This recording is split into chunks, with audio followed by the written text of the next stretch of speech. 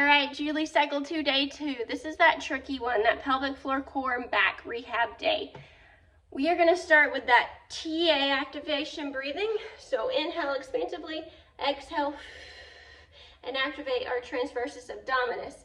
We're just gonna do this seated, however you feel comfortable, but we're gonna do it with our hands up. The deal with the hands up is we're trying to counteract if we have any kind of rib flare. We want to make sure to keep that body stacked, those ribs down, as we move through that TA breathing.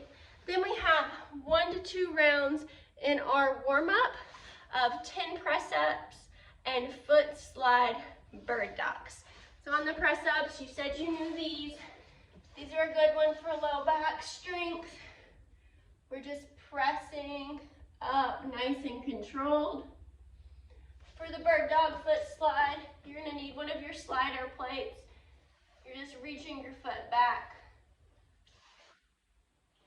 Moving through that 5 per side. Then we move into our core work. We work all facets of the core in this. We're gonna change this into a circuit so that maybe we can make it a little easier. What a circuit means is we'll complete a round of each movement. There's 4 of them here. And then we'll start all the way back at the top. Complete one of each, or one full set of each movement. So how I'm gonna do that is I'm going to try to complete 3 to 4 rounds of this, fill it out. First round, I'm gonna do 6 to 8 lying banded pull downs. So I have my band attached down low. I'm laying on the ground, knees bent, and I'm pulling that band down. I should also be thinking about letting my ribs tuck, but I'm not crunching my belly.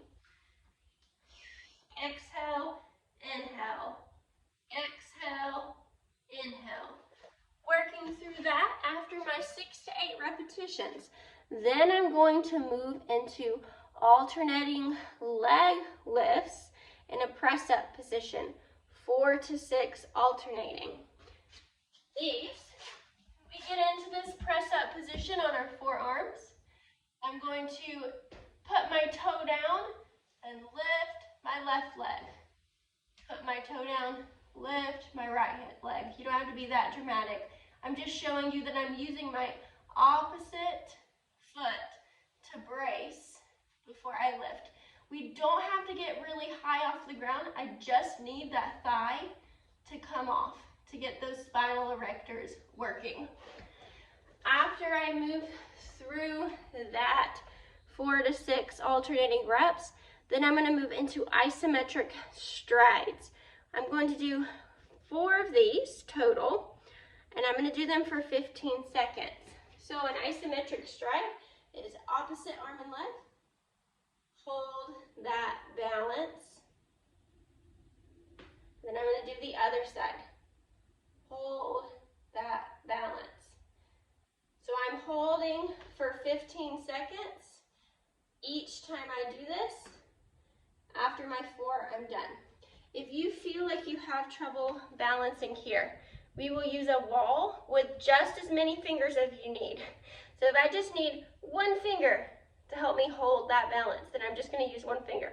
If I need all my fingers, I'll use all my fingers. But our goal is to work this anterior oblique sling. After we've moved through that, lastly, we're going to move into a bird dog row and slide. So this one we're actually not going to use a dumbbell for, but we will move into using a dumbbell. We've seen that slide, but now we get to opposite arm comes up as we slide. So arm up as that toe slides. So we've gone through all of that once. We're going to go back to the top and do that for 3 or 4 rounds total. So I've taken out the flow since we've sort of made that slower and more lengthy, working on that core and back. And then we're going to end with 10 breaths, alternate nostril drills. These are a weird one. but they are the same as that. Feet up, breathing, it's a sympathetic response. So we're gonna breathe one breath in one nostril,